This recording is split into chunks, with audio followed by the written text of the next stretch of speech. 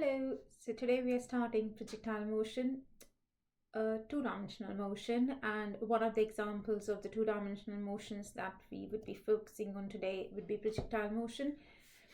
So again, the focus would be on that kind of motion where acceleration is constant. Okay, so if acceleration is, I'm just going to make it bigger. So if the acceleration is constant, it's the same thing. We can still apply those four equations of motion. Only thing is now we would be applying those four equations in both y and x direction. So as you can see, this particular ball is going from the boy's hand into the basket and then on the ground floor. So if you see the starting position A in the hand of the boy and the end position B at the ground, so there are two positions, so start and end. Now the displacement from A to B, so if you remember the definition of displacement, what is displacement?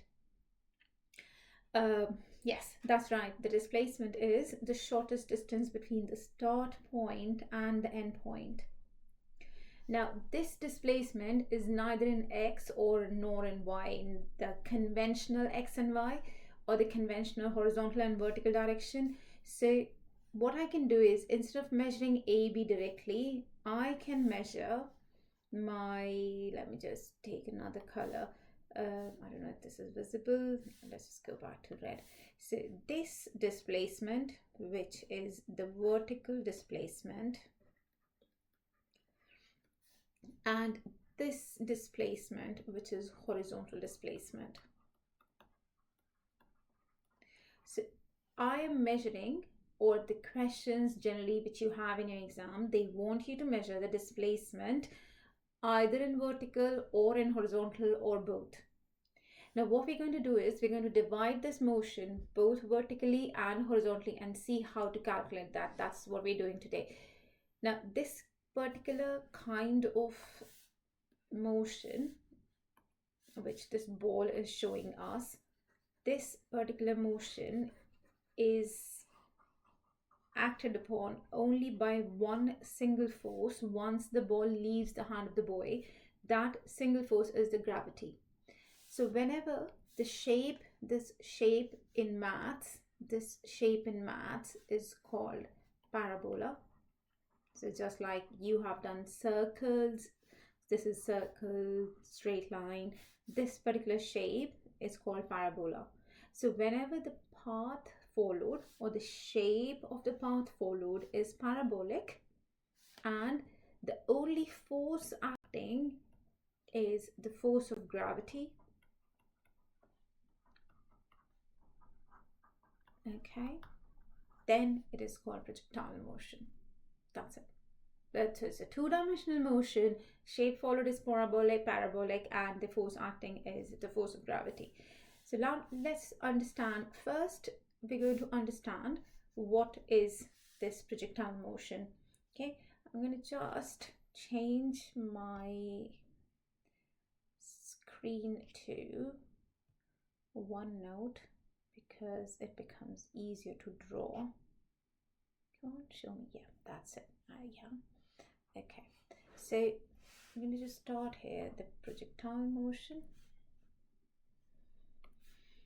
Okay, right, come on, give me the mark. Oh yeah, got it. Oh, come on. Okay, oh yeah, I got it. So projectile. So now how? Okay, so now I'm going to model it, how to draw a diagram. Let's say, for example, this is my ground. Okay, this is a level horizontal ground. Ball is hit at some speed u at angle theta with horizontal. Okay, so theta is just an angle with the horizontal. The horizontal velocity, so if I'm just using my triangle here, this is u, this is theta, and I want to find the horizontal velocity and the vertical velocity. So I'm going to use my trigonometry, x over u is cos theta and y over u is sine theta. X then becomes u cos theta and then y becomes u sine theta. Okay, so the horizontal velocity then becomes u cos theta and the vertical velocity becomes u sine theta. So what I've done is I've broken this u into horizontal and vertical components. Now we're going to see how this ball moves in horizontal and in vertical direction. Also, one more thing, there is a force acting on this ball and the only force that's acting is the gravity. So the acceleration due to gravity is g.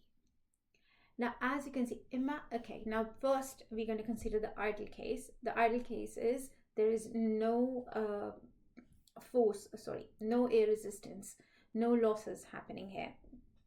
Okay, so horizontally, do we have any acceleration horizontally? We do not have. We have only u cos theta, but there is an acceleration in the opposite direction to speed in vertical direction. So the vertical direction will keep on decreasing.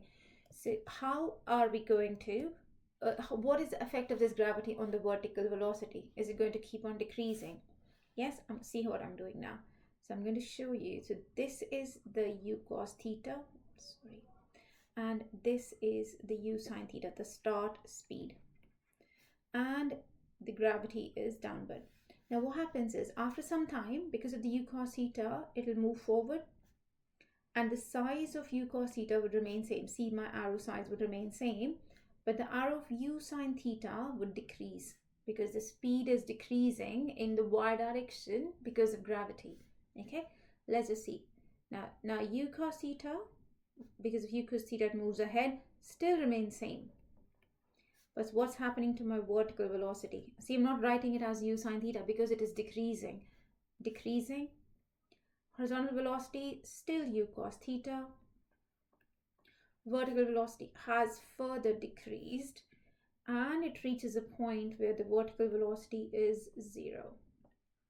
Now what would happen? Can it go further up? No, because the vertical velocity has become 0. Now what would happen is it'll still keep moving in the forward direction because of u cos theta, but the velocity would start increasing in the vertical direction because of gravity. So this is, see this arrow, size of this arrow and this arrow at the same position would be same because we are assuming that there's no losses.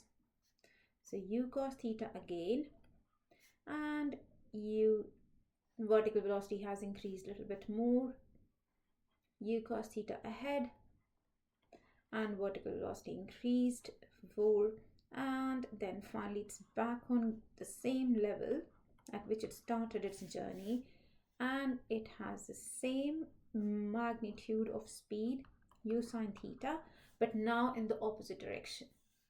So if I join all these points where my ball was during its journey, what I'm getting is a parabolic shape or projectile motion. Okay, I'll just show you here. Okay, so this would be something like this. It will not show perfect because obviously I'm doing a freehand. Okay, that's why. See, that's the count. So this is your ground. How did it become straight? Okay, I'm going to try it again. Show you a better diagram. All right, let's just give it. Okay, this is better. Oh, perfect. This is better. So now I have, let's just focus on more important points. So at the starting speed u cos theta, ending horizontal speed is same horizontal speed you start with, u cos theta. The vertical velocity you start with, u sine theta in upward direction. It ends with u sine theta in the downward direction. No losses. Okay. Highest point. What is the speed at the highest point? If you're thinking 0, it's not right because see, the highest point, the speed is only horizontal speed, u cos theta. All right, does it make sense? Okay, now some simple questions. Okay, first, I've asked you, these are generally the objective type questions. What is the speed of the projectile at the highest point? Answer is not zero, the horizontal speed with which it started. In what direction the momentum is changing? Momentum is mass times velocity. In what direction is the momentum changing? It is changing only in y direction. Okay, next question. What is the total change in momentum in y direction? What's the total change in momentum in y direction? Okay, what's the momentum here? Here the momentum is minus mu sine theta because it's downward direction. What's the momentum here? Plus mu sine theta. So what's the change?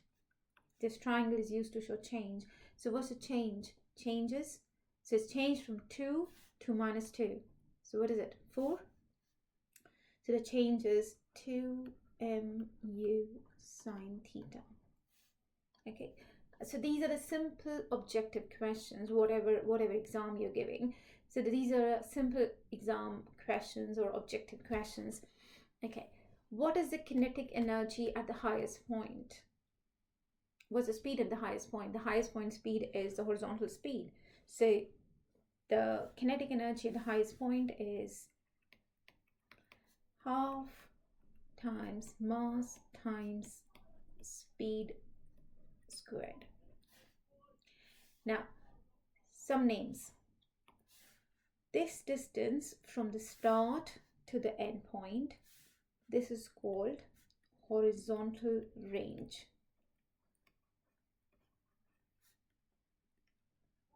Okay. This distance, the maximum possible displacement in y direction, is called maximum height. So as you can see, it has attained different heights, isn't it? This is one height, one height, one height. Okay, these are all the heights. So at every height, your ball is twice in its journey. So for example, if you take this height, while going up, the body was at this height, and while coming back also it was at this height. So every other height, the body is twice in its journey, once going up, once coming down. But at the maximum height, the body is only once. You can see that it reaches maximum height only once during its journey. The time taken for the entire journey is called time of flight. This is too much to take. Okay, so remember, pause, rewind, and none. Okay, so this is time of flight, the time for which the projectile was entirely in air. That is called the time of flight. Now that's the basics of projectile. But I have taught you and you have understood it doesn't happen like that. So this is just the basics. So to be able to understand projectile a little more, what we're going to do is, just a minute, I'm just going to silence my mobile. What we just need to do is that we need to solve some questions. So I'm going to start solving some questions now. Just give me a second. Let's just open some questions. The simple questions, okay? Not related to any exam board, not related to any particular level of difficulty, just some simple questions which help us to understand what different kind of projectile questions we can have in our exam and to understand the concept. Okay, let's just see this. Just give me a second. Right, so yeah, I have it ready, don't want to waste your time. Okay, let's just start with the very first one. So you have a stone which is thrown vertically. So you have a stone that is being thrown horizontally at 8 meters per second from a cliff, 80 meters high. How far from the base of the cliff will the stone strike the ground? Okay. I'm going to just make a diagram here horizontally. So I have a cliff. Okay, I'm just going to do this. So I have a cliff which is how much high? 80 meters high. Okay, every time make a diagram. Diagrams help your mind to visualize. You don't want to torture your brain too much. Okay, so the stone is thrown horizontally. So my speed is only horizontal, 8 meters per second. How far from the base of the cliff will a stone strike the ground? So, okay, how far from the base? So this is what is asked, how far from the base? So that's x. So what we do now is, I don't know, there's something going on with my neighbors today. So the children are really excited. I don't know why they're so excited. Okay, the children are always excited. Okay, so what we're going to do is, because we want to measure x, I'm going to divide my things into two parts, x and y. I don't know what's the displacement in x, that we need to know. What's the displacement in y? 80. What's the velocity in x? 8. What's the velocity in y? Because it is thrown horizontally, the velocity in y is 0 horizontally. Okay, there's no acceleration in x direction. The only acceleration that we have is in y direction, 9.8. Okay, so the time would be same. So in using this direction, I'm going to use s equals to ut plus half AD squared, and I'm going to find time. This is 0, half 9.8 t squared. So I'm just taking, okay, let's just do one thing. Let's just take it 10. Okay, we want to right now understand the concept, not focus on the calculations. Then we can solve, when we solve exam board specific questions, then we will focus on the calculations. Okay, so 10t squared. So this becomes 5t squared, 5 16s, isn't it? 5 is a 5, 5, yeah, 5 16s, t squared, and this gives me t as both 4 seconds and minus 4 seconds. So obviously this cannot be an answer, so 4 seconds. So the body take 4 seconds to come down. So my displacement in x direction would be speed times time, because acceleration is 0. So 8 times 4, 32 meters. So this would be 32. Did we get it? If not, rewind and learn. Okay, let's do next one. A toy car moves off the edge of a table that is 1.25 meters high. If the car lands 0.4 meters from the base of the table, how long did it take to hit the ground, and with what horizontal velocity was it moving? Now it's the same question, but they have given you different data. If you want to try it yourself, pause and try it yourself, or else I'm going to just start. I'm going to just clear this place so that we are solving in front of this. Okay, you can always go back to this by rewinding the video. Okay, I'm going to still need x and y. Okay, say let's just understand what's the first thing. The first thing is we need to know the starting horizontal velocity. What's my starting vertical velocity? My starting vertical velocity is 0 because it's dropped horizontally. Okay, so that's a table 1.25, and it hits the floor 0.40 meters. And that's the path it follows. We don't know with what velocity it is leaving, but we know it is horizontal. Okay, now again x and y, using x is equals to speed times time, because there's no acceleration. But we don't know u, we don't know t, but we know that u times t is 0.4. Now y is ut plus half at squared. Y is 1.25. But remember, if it is confusing, I'm going to use a different color for y direction. So u in y direction is 0. So this term is 0. Acceleration, I'm taking 9.8, 10 approximating, 10 t squared. So this becomes 2.5, then t squared. So 0.25 t squared. So t is 0.5. So I got the time. So if I plug in here, 0.4 is 0.5 u. Yeah, so then I'll get u. What? Why is it giving me a weird u? So then I can just, so this will be 4 divided by 5, that is 8.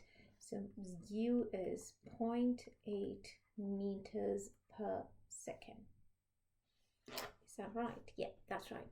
So I got my starting speed and x direction as 0.8 and the time as 0.5. Yep. Okay. Let's try another one. A bald eagle in a level flight at a height of this much drops the fish it caught. If the eagle's speed is 25 meters per second, how far from the drop point will the fish land? It's the same question, only